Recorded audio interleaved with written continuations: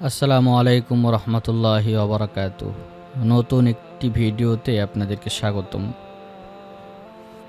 বন্ধুরা, বাহিরে আজকে প্রচণ্ড মেঘ, বৃষ্টি হবে মনে হচ্ছে এবং একটু ঠান্ডা ঠান্ডাও পড়েছে। সব কিছু মিলিয়ে চিন্তা করলাম যে প্রিয় ছাত্রদেরকে সঙ্গে নিয়ে একটু আনন্দ করা যাক।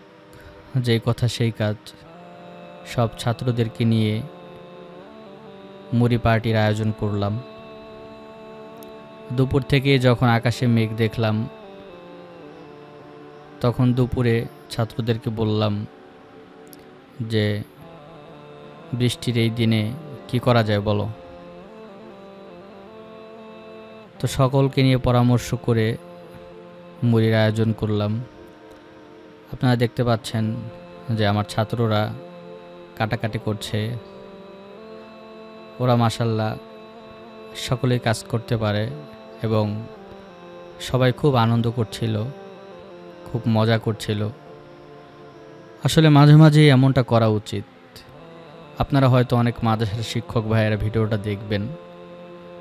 আপনারা মাঝে মাঝে ছাত্রদেরকে নিয়ে এরকম একটু আনন্দ করতে পারেন, এতে করে ওদের মনটাও ভালো থাকবে, সময়টাও কাটবে।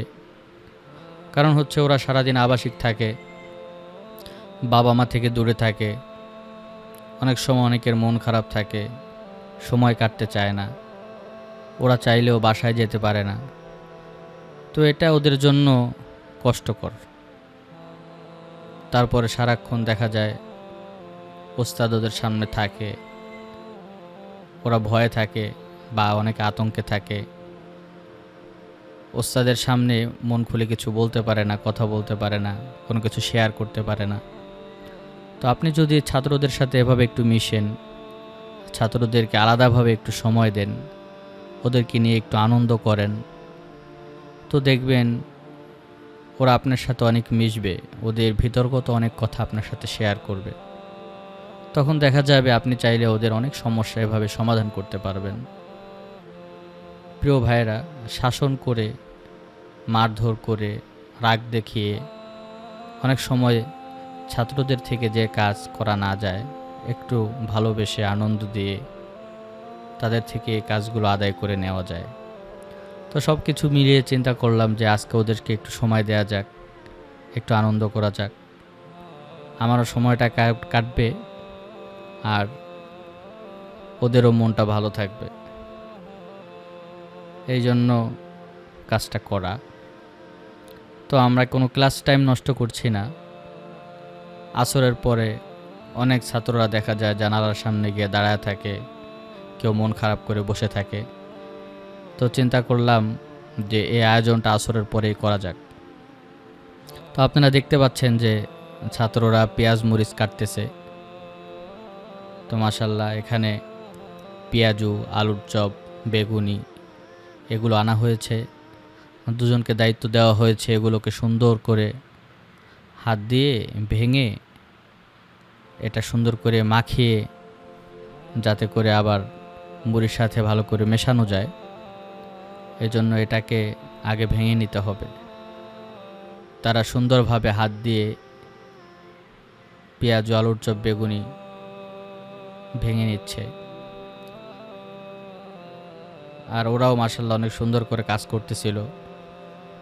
শশাগুলো ওদেরকে বললাম যে কিছু শশা একেবারে কুচি কুচি করে কেটে দেওয়ার জন্য।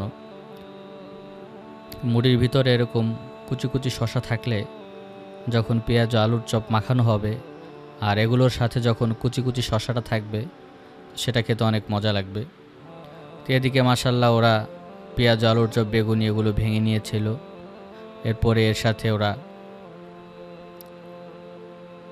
ছোলা বুট, তারপরে হচ্ছে মুড়ির মশলা, তেল, মরিচ, পেঁয়াজ এগুলো রেডি করছিল। এগুলো সব একসাথে মাখিয়ে ওরা মুড়ির মেইন মশলাটা যেটা সেটা তৈরি করছিল। আর ছাত্রদেরকে বলেছি যে তোমরা সবাই প্লেট নিয়ে বসে পড়ো। তো পাঁচজন করে এক প্লেটে বসিয়ে দিয়েছি। ওরা মাশাআল্লাহ সুন্দরভাবে বসেছে। প্রথমেই প্লেটে যে মশলাগুলো বানানো হয়েছিল ওগুলো দেওয়া হয়েছে। এরপরে শশাগুলো কিছু শসা বলেছিলাম গোল গোল করে কেটে রাখতে, ওগুলো যার লাগবে সে এখান থেকে নিয়ে খেয়ে নেবে। আর মশলার ভিতর তো দেওয়াই হয়েছে, আপনারা দেখতে পাচ্ছেন।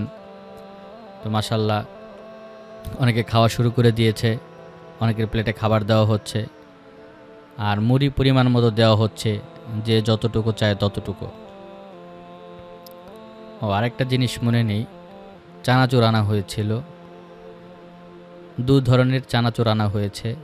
তো ওদেরকে বলেছে যে মুড়ির উপরে চানাচুর দিয়ে দেওয়ার জন্য, যখন মুড়ি এবং মশলা মাখানো হয়ে যাবে তার উপরে চানাচুর ছিটিয়ে দিবে। চানাচুরটা আগে দিলে চানাচুরটা নষ্ট হয়ে যায়। তাহলে সকলে ভালো থাকবেন, আবার দেখা হবে আগামী ভিডিওতে। আসসালামু আলাইকুম ওয়া রাহমাতুল্লাহ।